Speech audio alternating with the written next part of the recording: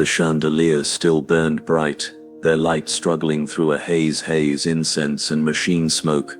Perfume hung thick in the air, not the sweet kind, but sharp, metallic and old. It mixed with the faint stench of oil, sweat, and something no one dared name.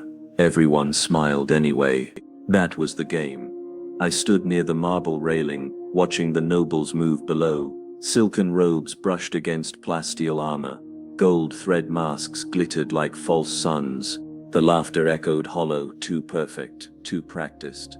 If you listened carefully, you could hear the music lag behind the rhythm of their steps, as if the cogitators powering the orchestra were tired, dying slowly like everything else in the Imperium. They called this gathering the Feast of Light. I'd been to dozens. There was nothing light about it. Somewhere beneath the palace, far below the marble floors, the generators that powered this place were fueled by bodies. Literally, the penal workers of Hive Eurythium had their remains recycled into nutrient paste for the reactors. No one said it out loud, of course, but the scent of iron never left the vents. A lady brushed past me, tall, pale, eyes like frozen glass. She laughed when she saw my hesitation. "You smell it too, don't you?" she whispered. Her voice was like silk drawn across a blade. Before I could answer, she drifted away, her laughter folding into the orchestra's hollow hum. The Emperor's sigil glowed faintly above the hall, enormous, backlit, alive with servo lights that buzzed like trapped flies. Every few minutes, a mechanical priest shuffled beneath it, sprinkling oil and ash across the tiles, muttering binary prayers. None of them looked up. None dared meet the eyes of the Emperor's likeness. Maybe because deep down, they all knew he hadn't looked back in 10,000 years. Somewhere beyond the marble walls, the hive moaned. The wind carried the cries of the starving, echoing faintly through the ducts. But here, under crystal light and perfume, the elite danced. Their jewels sparkled like frozen tears. I remember thinking, if decay had a fragrance, this was it, sweet, choking, and impossible to wash away. And yet, beneath it all, there was envy. I wanted what they had, luxury, safety, the illusion. Even if I knew it was built on bones, even if I could hear those bones cracking beneath the floor. But that was before I learned what the nobles really fed on. Before I saw what waited behind their masks. The next morning, the ballroom was silent. The chandeliers were dim, the music gone. What lingered was the smell, old wine, perfume, and sweat turning sour in the still air. Servitors floated quietly between the tables, scraping the leftovers into metal trays. Their faces were blank, stitched into stillness. A faint wet hum came from the tubes that replaced their throats. I'd been invited to observe what they called the renewal process, a rare honor apparently. Most citizens never saw what happened after the feast. The nobles smiled as they led me down a corridor lined with mirrors. Every reflection shimmered strangely, as if the glass itself was tired of pretending to show truth. When we reached the lower levels, the scent hit first, copper, chemicals and heat. Then came the sound, gears grinding flesh, slow, patient. A priest of the Mechanicus stood beside a pool of glimmering liquid, red as rust. He looked at me and smiled through the tubes that wrapped around his jaw. "Waste not," he said, his voice metallic and cheerful. "The Emperor provides, even in decay." He gestured toward the pool. I saw what floated inside, the remains of last night's unworthy guests. They were the ones whose bloodlines had grown too thin, whose debts had reached too deep. Their organs would be processed into nutrient oil, their bones crushed into ceramic dust for palace construction. Every part of them would serve the Imperium in death, as they had failed to in life. One of the nobles, a tall man with golden implants and tired eyes, leaned toward me. "This is mercy," he said softly. "Better to be recycled than to rot in the underhive." I wanted to argue, but the words froze in my throat, because behind the machinery, I saw movement, a hand twitching among the viscous red. Someone was still alive, barely. Their eyes opened for a second, clouded and terrified, before the machine pressed down and silence returned. The priest made a note on his data slate. Process complete. The noble beside me sighed in relief, as if the noise of death had interrupted his thoughts. You see, he said, even the end serves purpose. The Imperium endures through the cycle of utility. I nodded, though my stomach twisted. Above us, the nobles danced to the rhythm of decay. Down here they fed the rhythm itself. As we left, I looked back one last time at the pool. The liquid shimmered faintly, a mirror of the chandeliers above, now distorted and red, and in that reflection for the first time, I saw it clearly. The Imperium wasn't rotting by accident. It was feeding on its own decay. That night, the city didn't sleep. From the highest towers, the music returned, slow, hypnotic, threaded with chanting. You could hear it even underground, where the real banquet began. The nobles above feasted on delicacies imported from 100 dying worlds, but beneath them, in the dim catacombs of the palace, another table was being set. The servants called it the second feast. I wasn't supposed to see it, but one of the servitors guiding me earlier, a female once maybe before her face was replaced with porcelain, paused by a side corridor. Her voice was faint, the sound filtered through static. See what they hide. I followed. The walls sweated with condensation, rust streaked the marble, and candles burned blue from the chemical vapors in the air. Dozens of figures stood silently around a long black table. Not nobles, at least not anymore. Their finery was rotted, soaked with filth. Their flesh shone with golden implants that pulsed faintly like diseased veins of light. They were eating, but not food. Bowls of dark nutrient paste, thick and steaming, ladled from vats that glowed faintly in the dark. I recognized the scent instantly. The same metallic tang from the recycling pool. It wasn't a waste to them. It was a sacrament. One of the figures lifted their head as I stepped closer. The face beneath the jeweled mask was pale and stretched thin, the eyes mechanical but wet with tears. You shouldn't be here, she whispered. We sustain the Emperor, and in turn, he sustains us. Her voice cracked halfway between devotion and madness. The others murmured prayers between spoonfuls, reciting verses about purification through consumption. They weren't eating out of hunger. They were consuming because the act itself kept them part of the cycle, part of the Imperium's illusion of eternity.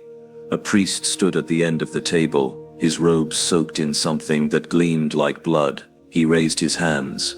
Tonight, he said, we return what was given. The flesh of the failed becomes the foundation of the faithful. The crowd answered in unison, hollow voices echoing off the stone. The Imperium endures. Then, silence. Only the faint hum of machinery and the clinking of spoons. When I turned to leave, I saw the servitor again in the corridor's shadows. Her blank face tilted slightly, like she was watching for my reaction. Do you understand now? She said, the static breaking her words apart. I nodded, barely breathing. She leaned close enough that I could smell oil and burnt hair. The decay isn't a flaw, she whispered. It's the design. And then she turned, walking back into the dark, her footsteps merging with the hum of the machines that kept this decaying paradise alive. Above us, laughter echoed from the grand hall, hollow, distant and almost human. They call it the Spire of Ascendance, a monument to the Emperor's eternal favor, a palace that pierces the polluted sky like a needle of gold. But the closer you stand beneath it, the more you realize it isn't shining. It's corroding. The gold is only skin deep, flaking away in patches to reveal steel bones streaked with rust and fungus. I was granted permission to enter after a week of waiting at the lower checkpoints. They said I was lucky. Most off-worlders never make it past the first gate. But luck, I learned quickly, is a dangerous word in the upper hives. Inside, the air was thick with perfume, not the sweet kind, but a heavy chemical blend, meant to mask something worse. Death, perhaps. Or the stink of bodies too long kept alive by machines. The halls were silent, except for the faint whir of servitors scrubbing marble floors already spotless, polishing walls that reflected no light. A servant led me into the Hall of Immortals. The nobles call it their ancestral gallery. Rows of thrones lined the chamber, each holding a still figure wrapped in crimson silks. Their faces were hidden beneath thin golden veils, but I could see the faint tremor of breath beneath them. "They are not dead?" I asked. The servant smiled, a sharp mechanical twitch. "They are honored. Their lives are preserved through devotion." He pointed to the walls. Tubes and cables snaked from each throne into the structure itself, feeding into a glowing reservoir at the far end. The fluid inside shimmered like molten amber. "They give of themselves," he said softly, "so that the others may live without suffering." I stepped closer. One of the veiled figures shifted slightly, a sigh escaping from beneath the fabric, a sound like wind through dry leaves. The smell hit me then. Beneath the perfume, beneath the polish, rot. Slow, sweet rot. Each noble was slowly decomposing in place, their flesh treated with sacred chemicals that delayed decay, their minds dulled by neural blessings that turned agony into worship. They were still conscious, trapped in a twilight of luxury and oblivion, sustained by the same system they fed. It wasn't a gallery. It was a battery. The servant gestured for me to continue onward, through a set of velvet curtains, where soft light spilled into a vast chamber. There, the current generation of nobles dined, whispering softly, laughing too gently, their faces powdered to hide the color of exhaustion. Every few minutes, a servant would approach and inject one of them with a clear liquid from a glass vial. I asked what it was. "Distilled vitality," the servant said, "drawn from the Hall of Immortals." My stomach turned. I looked back toward the veiled ancestors, living corpses feeding their descendants like a grotesque inheritance. The air itself seemed to pulse with quiet machinery, with the slow rhythm of drained lives being recycled upward. One of the nobles noticed me. She raised her glass and smiled, lips too red, eyes too bright. "To the Emperor's endless mercy," she said. The others repeated it like a toast, their laughter rising, sharp and false, drowning out the hum of the feeding lines beneath the floor. The servant leaned close as the music swelled. "This," he said, "is how eternity feels." And for a moment, I understood what he meant, because in that room, time itself seemed to rot along with the flesh. When they feast, they do not eat food as we know it. No roasted meats or steaming grains, only substances engineered from memory and essence. The nobles of the upper spire dine on preserved experience. Their servants draw it from the dying, distill it into shimmering gel, and serve it in crystal goblets that catch the dim, toxic light of the hive sky.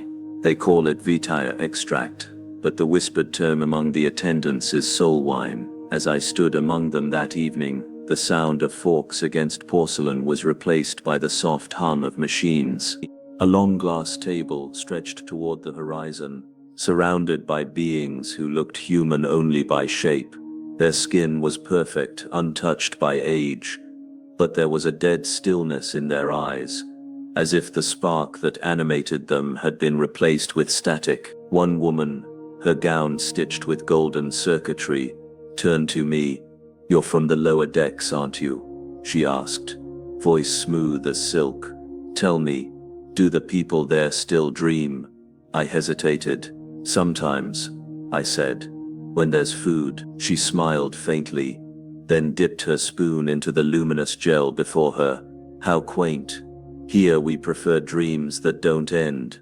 The meal shimmered with faint light, pulsing like a heartbeat. When she swallowed, her pupils dilated, and for an instant she looked alive. Then it faded. Her expression collapsed into the same perfect calm. Around her, others were doing the same, sipping, twitching, murmuring fragments of forgotten lives. A man began laughing uncontrollably before weeping into his napkin. Another clutched at his chest, whispering again, until a servant sedated him. They weren't eating memories. They were consuming the emotions extracted from those who suffered below. Fear, joy, despair, hope, siphoned, purified, sold. Each dose, a tiny eternity in liquid form. At the far end of the table sat the Archduke, the highest noble of the spire. His face was hidden behind a mirrored mask, reflecting all who dared to look upon him. When he spoke, his voice seemed to echo from inside your skull. To feel, he said, lifting his chalice, is to remember that we still exist. He drank deeply, and his reflection shimmered, flickering between countless faces. Some were not his own. Behind the laughter and soft music, I could hear the faint wailing, a sound leaking through the pipes hidden in the marble walls. It wasn't the wind. It was the echo of the ones being drained for their pleasure, their cries converted into background hum. One servant stumbled near me, dropping a silver tray. When he knelt to retrieve it, his sleeve slipped, revealing skin laced with wires and faint surgical scarring. His eyes met mine briefly, and for a second I saw it. Terror. Real, unfiltered terror. Then he looked away and whispered the same phrase every servant here seemed programmed to repeat. Glory to the Emperor. Mercy through suffering. The Archduke turned toward me, his mask glinting like a shard of truth. You understand now, don't you? He said. Understand what? I asked. That decay is only horror to those who cannot afford to transcend it. He gestured toward the hall of silent faces, where nobles sat frozen between ecstasy and emptiness. We have become the Emperor's reflection, perfect, unchanging, immortal through indulgence. And yet behind him, the mirrored wall cracked, a thin fissure running through the glass like a wound. For just a moment, I thought I saw what hid behind it, a mass of cables pulsing like veins, feeding the nobles their illusions. The Archduke raised his glass again. To the Imperium's glory, he said. I watched the reflection ripple, 1,000 hollow faces staring back. And for the first time I realized, the higher one climbs in the Imperium, the less human one becomes. In the higher tiers of the spire, there are children, though calling them that feels wrong. They are sculpted, not born. Designed to inherit perfection, not to feel it. The nobles call them continuations, as if they're extensions of themselves rather than people. I first saw one in a glass chamber. She couldn't have been older than 12, but her skin shimmered faintly under the light, almost translucent veins glowing faintly with synthetic vitae. A caretaker brushed her hair in silence, whispering hymns to the Emperor under her breath. The girl didn't move. Didn't blink. Does she sleep? I asked. The caretaker looked at me, eyes flat.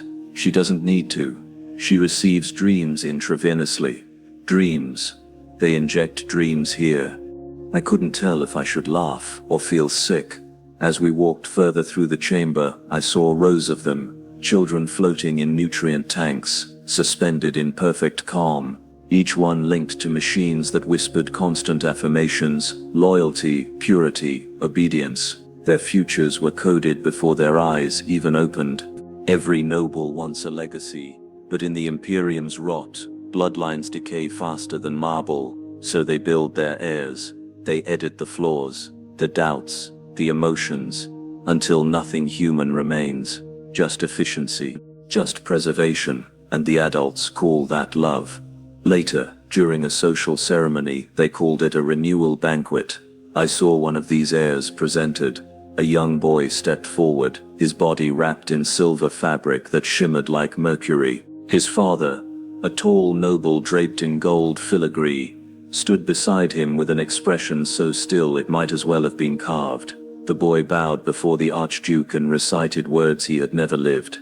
I am the blood of my blood. I am eternal. My purpose is to serve the Emperor through perfection. Applause followed. Hollow, synchronized, lifeless. Then something strange happened. The boy's voice faltered. Just a flicker. His eyes moved slightly, not robotic, not conditioned. He looked, I'm afraid. He glanced toward the glass walls where the nutrient tanks hummed, and for a split second his expression broke, like he saw himself, multiplied 100 times. Like he understood.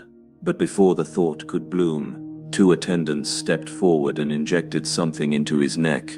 The fear vanished. His pupils were constricted. His posture straightened. The Archduke smiled behind his mask. "Perfect restoration," he said. The room erupted in polite laughter. As I stood there, it hit me. This wasn't just controlled. It was erased. They weren't shaping a new generation. They were deleting what made them human. Each heir was an echo, hollowed out by expectation, filled with synthetic devotion. Later, when the lights dimmed and the nobles drifted away, I wandered the hall. The air still smelled of incense and cold metal. I found the boy again, sitting alone beside the tank room. He turned to me. His voice was small, mechanical, but trembling. "Do you think the Emperor can hear us from down there?" I didn't know what to say. He looked toward the endless dark beyond the glass, where the lower hive vanished into smoke and shadow. "Sometimes I dream of falling," he whispered. "Not from fear, but because I want to see what it's like to stop being perfect." And then his caretakers called him back. He rose, spine straight, face blank again. The moment was gone, replaced by the cold rhythm of obedience. As he walked away, I looked up at the spire's ceiling. The mural there showed the Emperor bathed in golden light, his hand raised in blessing, but the paint was cracked. Underneath the gold, something darker seeped through, something like blood. Up here they call themselves divine. But I've seen what divinity costs, and I wonder, when the Imperium finally crumbles, will these hollow heirs even know they were ever alive? They call it the Banquet of the Faithful. It happens once every solar cycle, and it's said to be the grandest celebration in the upper hives. But celebration isn't the right word. It's a performance, a ritualized hunger, hidden beneath silver and silk. The hall is enormous. Walls made of marble that once gleamed pure white, now yellowed by centuries of incense smoke. Servitors glide silently along the tables, pouring golden liquid into crystal goblets that no one ever truly empties.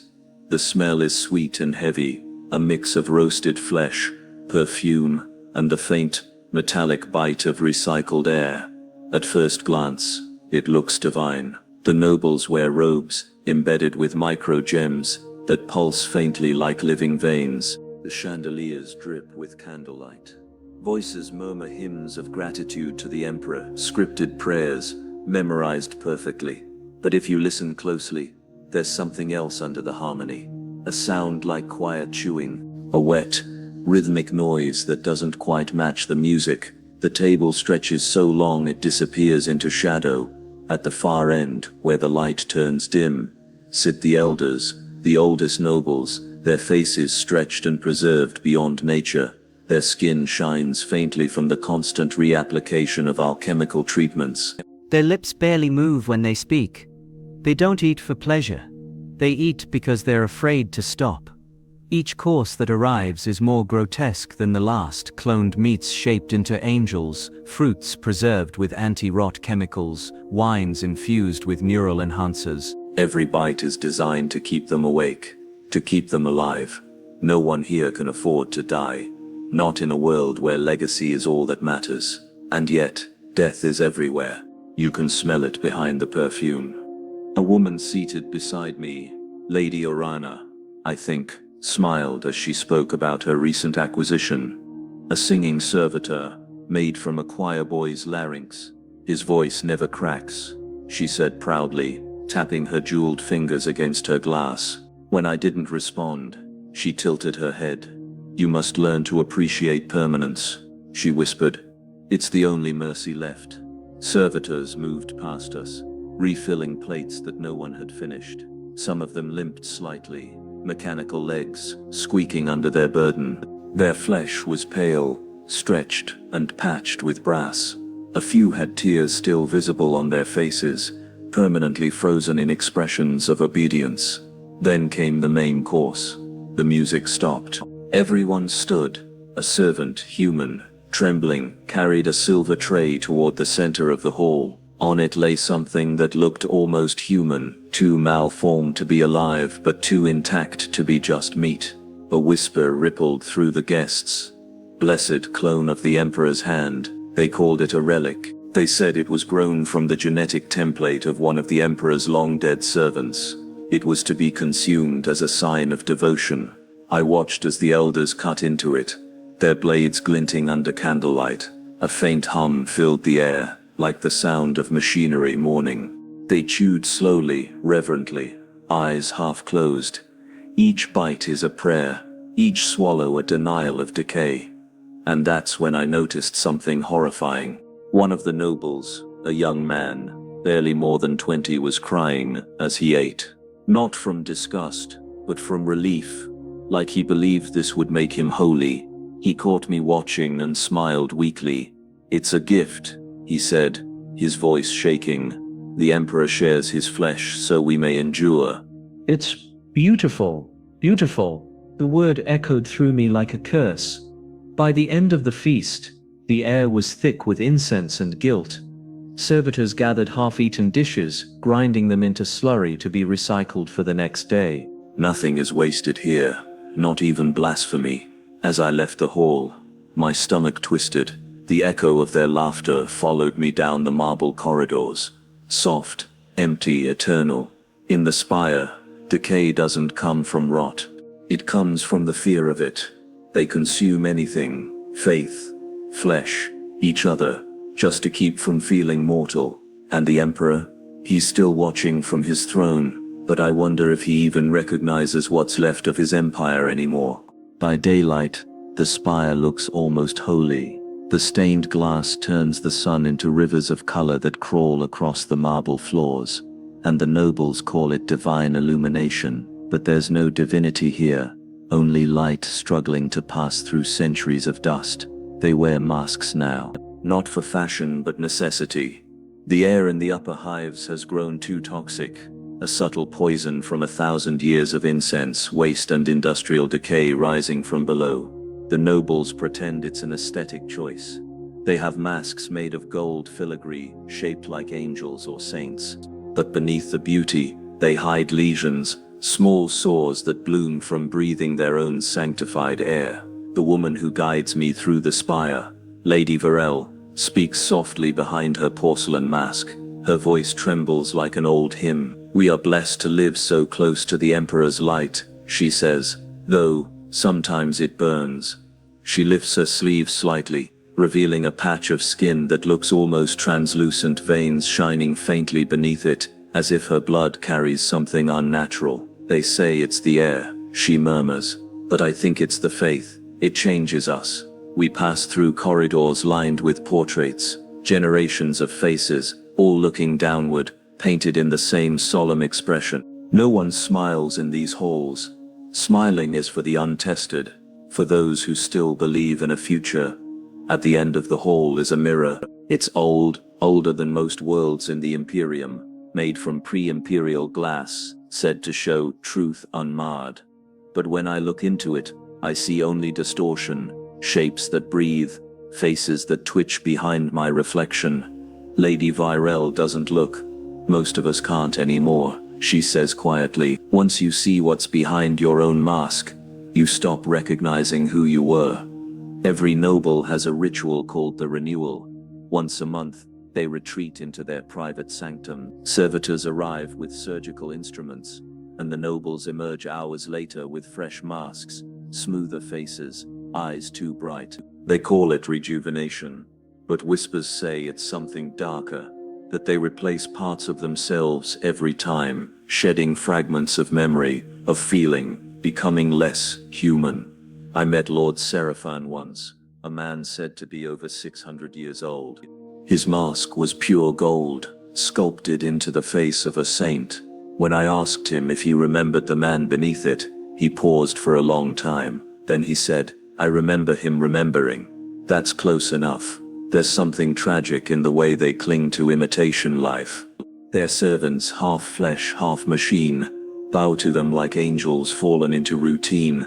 The nobles speak in prayers, but their words are hollow. They repeat phrases like data loops. The Emperor protects. The Emperor provides. Over and over, as if saying it enough will make it true. Later, I'm invited to a renewal ceremony. It's held in a circular chamber beneath the spire. lit only by pale lumens embedded in the floor. Dozens of nobles kneel in silence while mechanized priests move among them, adjusting masks, changing filters, inserting tubes that hiss with cleansing vapor. The air smells like oil and blood. When one noble screams, no one reacts. Pain is part of purification, they say. But I can see it, the fear flickering behind their jeweled lenses, the horror of what they've become. A servitor glides past, carrying a tray of discarded flesh, fragments of skin, old eyes, even teeth, waste from the renewed. The sight makes my chest tighten. I ask Lady Varel quietly, "Do you ever miss your real face?" She turns her head slightly, the golden mask gleaming. "I think I buried it with my soul," she answers. "And it's better that way."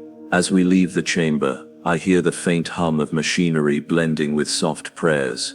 It sounds almost like weeping. In the upper hives, beauty is a form of denial.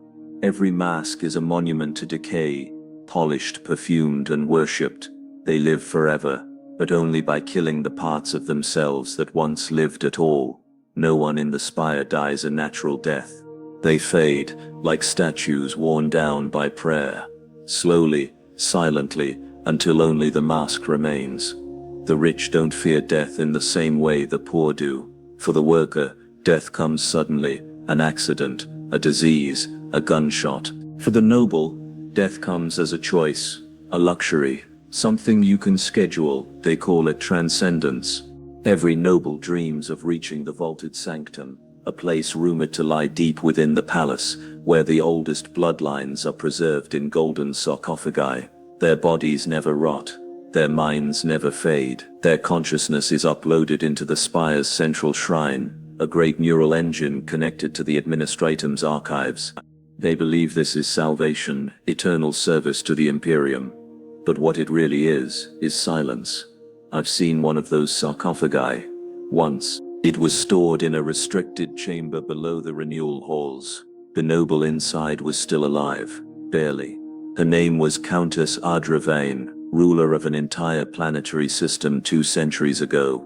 Her eyes were open, pupils moving faintly in a sea of nutrient fluid. The machine whispered prayers into her ears, forever. Her mouth tried to move. I don't think she remembered why. Lady Varel once confessed something to me. "When I was a girl," she said, "I thought the Emperor would see me if I prayed hard enough. But now I think he sees too much. Maybe that's why he never looks away." She meant it half as a joke, half as terror. Because here, faith is not comfort. It's a form of surveillance. Every noble's chamber is wired with micro-cogitators and incense drones that record confessions, moods, even dreams. The priests call it soul mapping. It's said to make sure loyalty never fades, but some believe it's how they prepare you for transcendence. They build a copy of your mind before your body fails, and when you die, the machine keeps speaking in your voice. But is that really you? I once saw a child, no more than 8, watching her mother's holographic image speak prayers long after the woman had been sealed away. The girl smiled at first. Then her expression cracked, because the voice wasn't right. It repeated the same line again and again, like a broken hymn. Down below, the poor rot in filth, and never dream of eternity. Up here, the rich rot in light and call it divinity. Both die in the same empire of decay, one just gilded with more gold. At night, the spire grows quiet, except for the machines humming beneath the marble floors. You can almost hear them breathing, like the entire tower is alive, built from the ghosts of those who wanted to live forever. There's a rumor whispered among the lower servants, that some nobles change so much they're not even human anymore, that they shed too many parts, replaced too many thoughts, that one day they'll look in the mirror and see nothing reflected. Immortality here isn't about life. It's about preservation, of bloodlines, of faces, of illusions. They don't want to live, they just want it to not end. Lady Varel once said she would never take the transcendence vow, but I can see it in her eyes now, the longing, the fear of fading into anonymity. No one resists forever, not when eternity is offered in gold. The spire whispers promises to them, eternal beauty, eternal memory. But the truth is simpler, crueler. The only thing eternal in the Imperium is decay. You never see the kitchens of the spire. They're buried far below, where the heat never cools and the air reeks of blood and oil. The nobles like to pretend food appears by miracle, silver trays lifted by invisible hands. But someone always pays the price for their indulgence. Every feast begins with the same sound, the toll of a cathedral bell. Then the lights dim, and the servants move in silence, faces hidden behind mirrored masks. The nobles call this tradition. The servants call it mercy, because no one wants to see who they really are. The banquets are endless. Every week another celebration, an orbital victory, a trade pact, a successful purge. But beneath the laughter there's always a strange hunger. Not for food, but for proof that they still matter. That they still feel something in a world drowning in apathy. The dishes gleam under violet light. Roasted groks, rehydrated amasic fruit, vat-grown meats sculpted to look like extinct creatures. Each meal is a performance, a ritual of excess. But it's the side table, the special delicacies that haunt the servants. They're never listed on any manifest. They're delivered sealed by black-robed scribes from the ecclesiarchy, and they always whisper a prayer before handing them over. No one asks what's inside. I once saw what was left of one of those dishes. It was a piece of meat, pale as wax, with veins like red ink, still twitching, still breathing.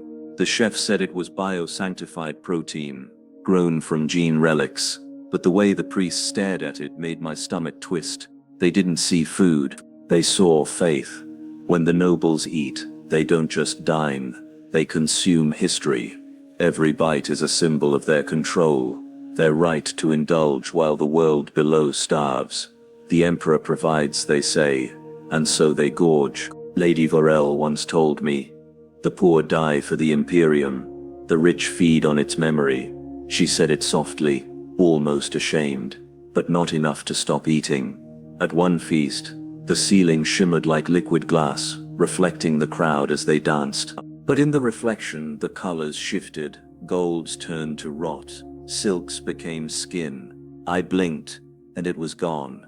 Maybe it was a glitch in the hollow projectors, or maybe the spire was showing us what we really were. Between courses, the guests toast to purity, to the emperor, to the sanctity of the Imperium, but their laughter sounds hollow, echoing through halls too wide, too clean. You can't help but notice the cracks in the marble, fine hairline fractures, like veins spreading through bone. The servants sweep up crumbs as if cleaning relics. They work without sound, but I can feel their fear. The unspoken rule that no one leaves before the feast ends. Some don't leave at all. There's a reason the banquets never stop. The nobles are terrified of silence. Because in silence, the ghosts whisper, and the ghosts remember everything. Later, when the lights fade and the last song ends, the nobles stumble away, drunk on excess and denial. The servants remain, scraping the floors, gathering leftovers into black containers marked organic reclaim. The next day, those containers are sent below, to the manufactorums, to the food vats. The Imperium wastes nothing, not even what disgusts it.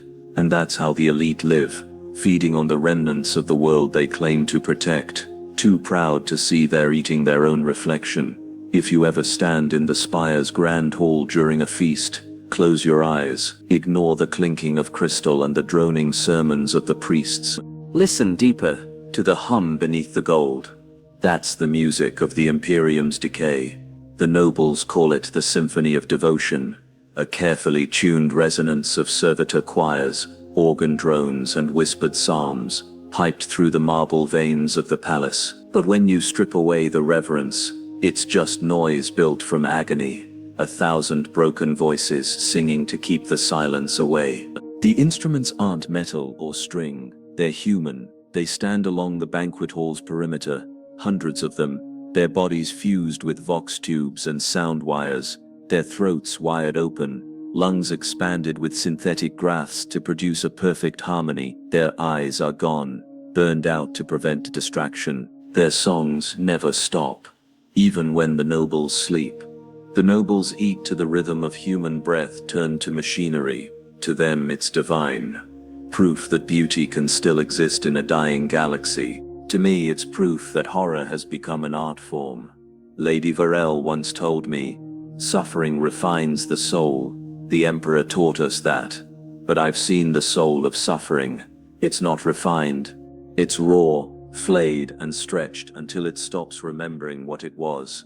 Every few weeks, the music shifts. The choirs are returned. That's what they call it. When a singer breaks, when their lungs collapse, or their voice fails, the priests drag them away through hidden doors, and new ones are brought up from below. The replacements are always pale, always trembling, always silent, until the moment their implants activate, and the sound starts again. Sometimes the nobles request specific hymns, battle chants from lost crusades, operas from extinct worlds, requiems for saints who never existed. The priests oblige, feeding archived voices into the servitor network, until it echoes like ghosts in metal throats. One night, during the feast of Saint Drusus, something went wrong.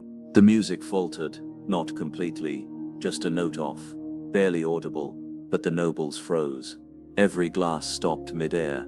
Every smile turned to stillness. Then came the scream, not part of the song, raw, humans. A single singer breaking through the static. It wasn't the scream of pain. It was a memory, and for one terrible second, the hall remembered what silence used to sound like.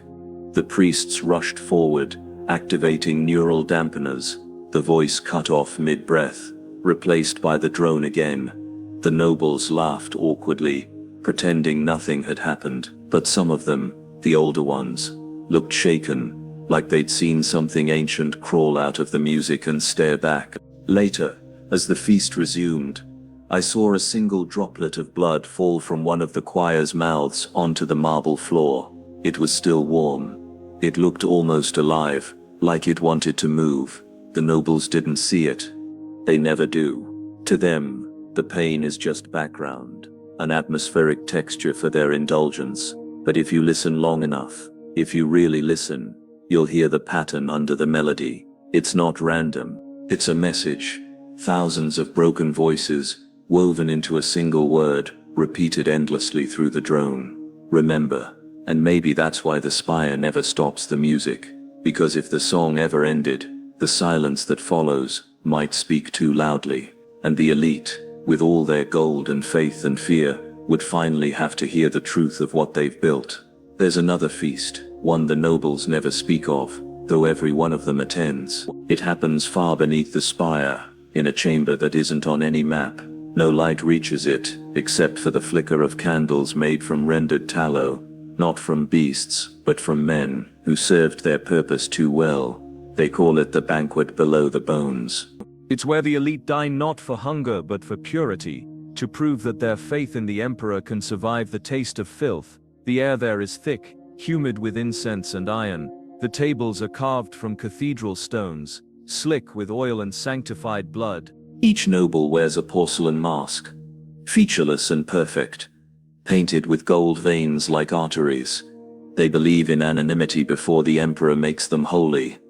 But their laughter betrays them. Their cruelty has voices.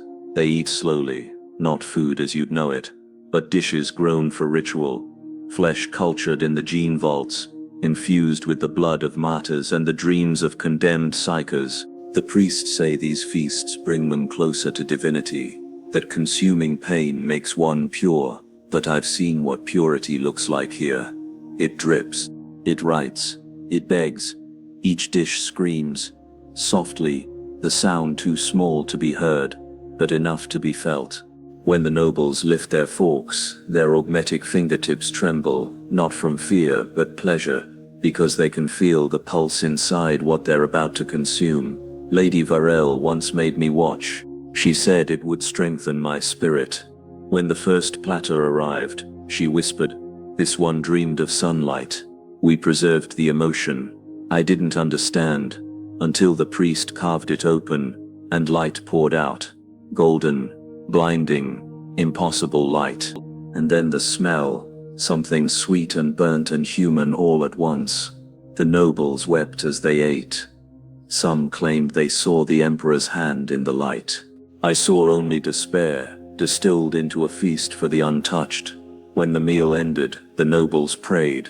The priests collected the scraps, bones, blood, whatever the guests couldn't stomach, and placed them in urns marked for the lower shrines. Those urns would later be ground into nutrient paste for the workers far below. So, even the poor feast with the elite, they just don't know it. That night, as I was dismissed from service, I stayed behind, pretending to polish the chalices. I waited until the hall was empty, the last echo gone.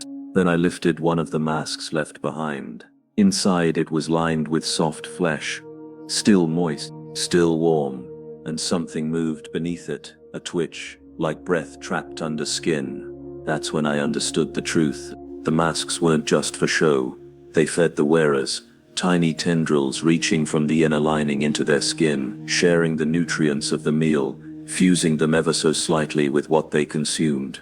The elite don't just dine on corruption, they become it. When the great clock above the chamber struck midnight, a chant began, one voice at first, then dozens, then hundreds. Each noble raised their chalice high and whispered the same phrase, "Through decay, we ascend." And for a moment, just one, the light from their masks shimmered faint and wrong, like something holy seen through rot. I thought I saw faces in that glow, the faces of the things they'd eaten, staring out from beneath their skin. Maybe I imagined it. Or maybe that's how faith really works in the Imperium. You consume enough horror until it becomes worship. You believe long enough, and even decay starts to look divine. No one talks about what happens after the banquets. The nobles go silent. Their laughter fades. The corridors of the upper hive echo with a kind of reverent sickness, because every feast leaves a residue, not just on the walls or the air, but on them. They call it the cleaning of flesh. But it's not cleansing, it's a correction. After each banquet, the chosen are escorted by silent attendants to the purity chambers, circular rooms lined with copper mirrors and holy scripture burned into the stone. The light is too white to be natural. It hums, like the inside of a dying machine. They strip there, every thread of fabric burned, every jewel dissolved in solvent. Even their skin, if deemed impure, is peeled in thin, almost delicate layers. The attendants wear masks of silver and carry small whispering devices that recite litanies as they work. The nobles don't scream, they've been trained not to. They whisper prayers instead, short, broken lines in high Gothic that ask the emperor to forgive the joy of indulgence. It's an ugly ritual, not because of the pain, pain is common here, but because of the belief that follows it. The nobles truly think this process saves them, that if they bleed enough, if they burn enough, if they suffer beautifully, the emperor will look kindly on their excess. But I've seen what's beneath their prayers. Fear, rot, something growing under the skin, not physical but spiritual, like a shadow that feeds on obedience. Lady Virel used to tell me, decay is only sin if it spreads to the spirit. She said that as her attendants poured holy oils into the open seams of her back, the wounds stitched with gold thread, she smiled through the pain, eyes fixed on the mirrors, watching herself become pure again. The attendants called it devotion. To me, it looked like an addiction. Each noble leaves the chamber reborn, glistening, trembling, and faintly radiant. Their wounds glow for hours afterward, the oils reacting with the gold to produce a soft, living light. But by morning it fades. The purity never lasts. That's why they keep returning. Not for the taste, not for the glory, but for the feeling of being clean again, if only for a night. And every time they do, a little more of them is lost. Their eyes get duller, their voices are slower, their skin is thinner. They begin to sound less like people, and more like recordings of themselves, polished, perfect, hollow.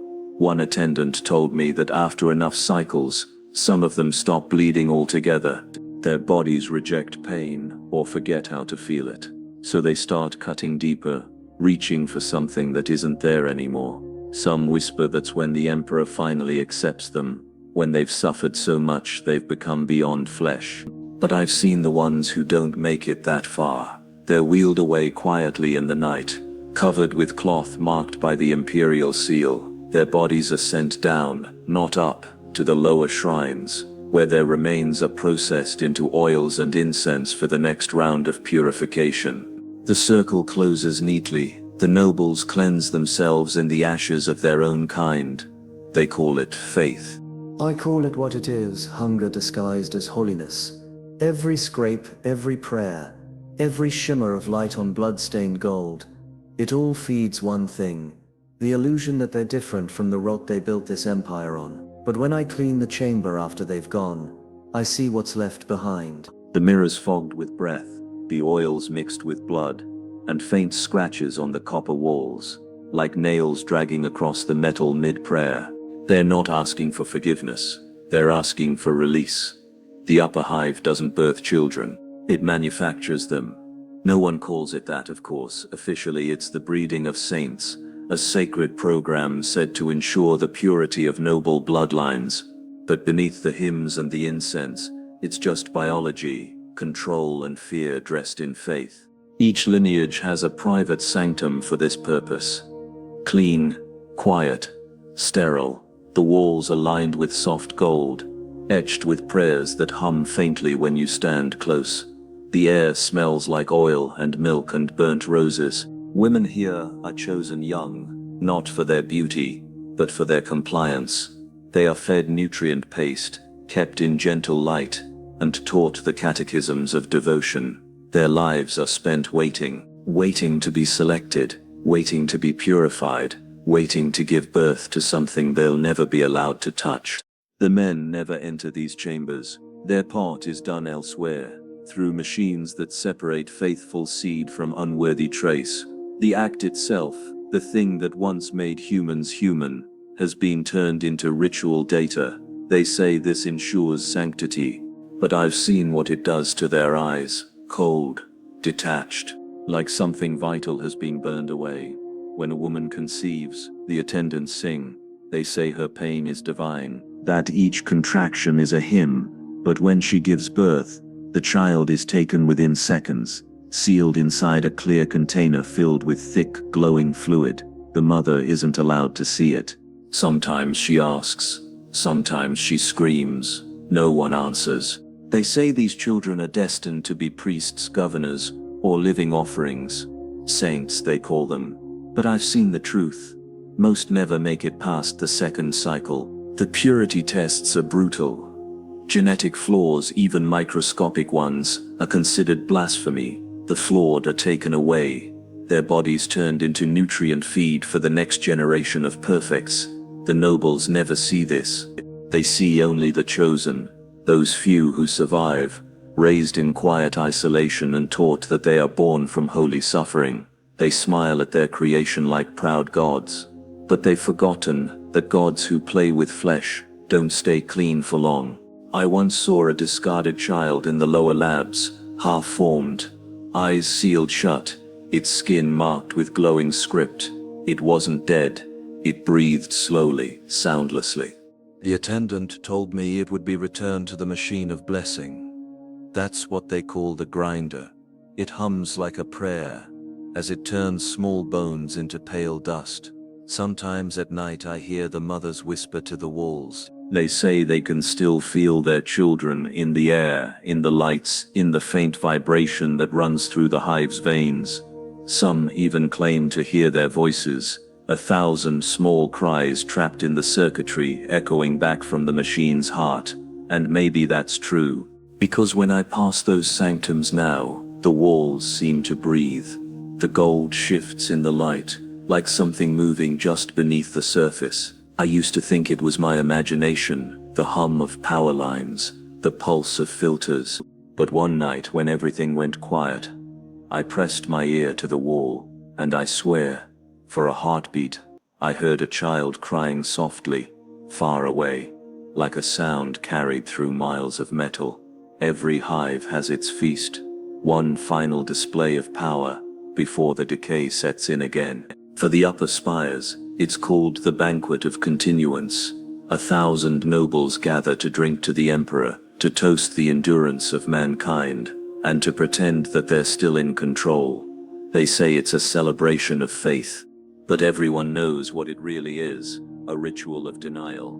The hall is enormous, a cathedral made of light and rot. Chandeliers hang like cages, filled with glowing censers that burn perfumed oil thick enough to choke on. The tables stretch for kilometers, lined with silverware carved from bones of extinct beasts. Servitors glide between the guests, half machine, half flesh, carrying platters that steam with engineered meats and wines drawn from the blood of the hive's underclass. The guests wear masks. They call it tradition, but it's fear. No one wants to see another's true face anymore. Decay has crept even into their veins, lesions hidden under jeweled collars, eyes that flicker with augmetic interference. They smile through static, laugh through the tremor of failing implants. Music plays, soft, haunting, made by instruments that no longer exist outside these towers. The rhythm sounds almost human until it cracks and reforms, like static trying to remember a song. I watch as one of the high families presents their latest blessing, a child born from the breeding of saints, dressed in white, its head shaved, eyes black and still. The crowd applauds. The High Mistress raises her glass and says, "Purity sustains the Imperium." Everyone repeats it in unison. The child doesn't blink. Then the lights dim. A silence falls that feels almost sacred. The next act begins, the offering of gratitude. It's said to honor those who gave their lives for the hive's prosperity. In truth, it's a purge. The names of unfaithful servants are read aloud. Workers, scribes, sometimes even minor nobles. Their crimes are always the same: inefficiency, doubt, deviation from prescribed thought. Their families are required to stand, bow, and give thanks for the cleansing of weakness. A mechanical priest raises his arm. The offenders, already sedated, are brought in suspended cradles. Tubes run from their bodies to the banquet tables, feeding directly into the nobles' goblets. When the priest speaks the rite of absorption, the blood begins to flow, dark, thick, sacred. They drink in silence. They say it brings them closer to the emperor. They say it makes them pure. I've seen this dozens of times, but it never stops feeling wrong. Not because of the horror of it, horror is normal here, but because of the calm, the quiet acceptance, the belief that this is what faith means now. When it's over, the guests resume their chatter. Someone makes a toast about the future of mankind. Laughter returns, weak but eager, like a dying fire, catching breath one last time. And then, from the far end of the hall comes the sound that always chills me, a quiet, rhythmic tapping. An old man in rags, dragged in chains by two golden servitors. His face is wasted, his body half wire, but his eyes, they burn. He shouts, "You eat your dead and call it worship." The guards move fast. He's silenced before he finishes his sentence. His body is carried away, not to a cell, not to a grave, but to the kitchen. And nobody speaks of him again. When the banquet ends, the nobles step out into the hive's night, the lights of their palaces flickering like dying stars. Above them, the void waits, cold and infinite. Below them, the lower hives burn, unseen. And between those two worlds, somewhere in the stench of incense and blood, faith still hums, hollow and electric, a machine pretending to pray.